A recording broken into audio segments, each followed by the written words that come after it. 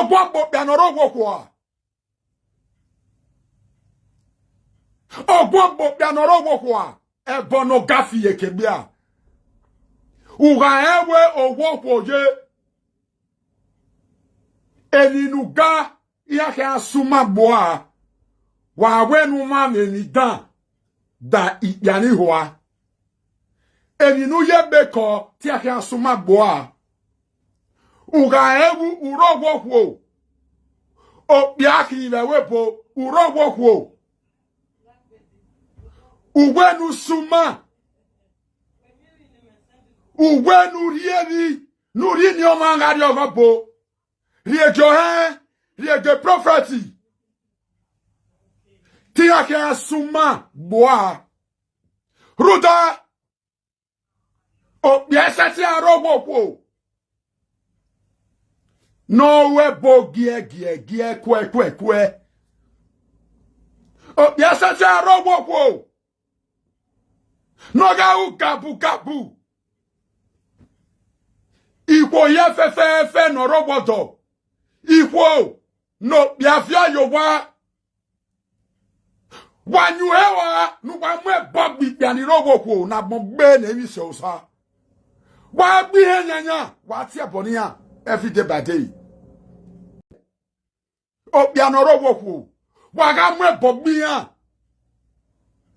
Wa ga we yo iya ga so ja begbe.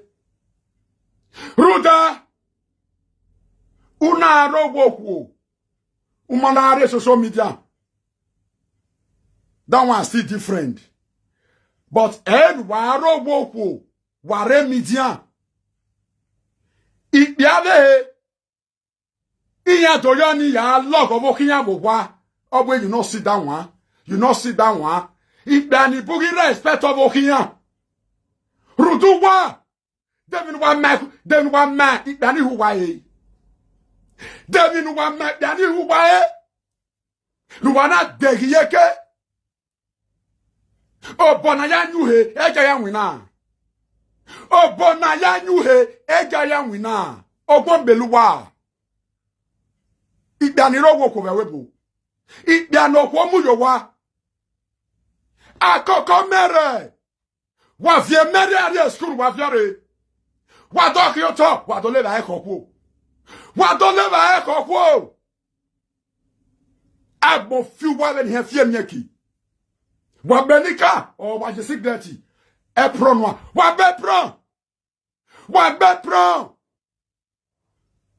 hundo wamari baide opia o deliver no kole do not wa be levae we no pia where we go we o ya doe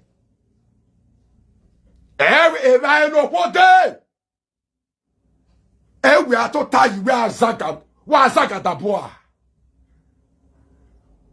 Man, the respect to one, it can irrevocable. If I respect to one, I take yeki.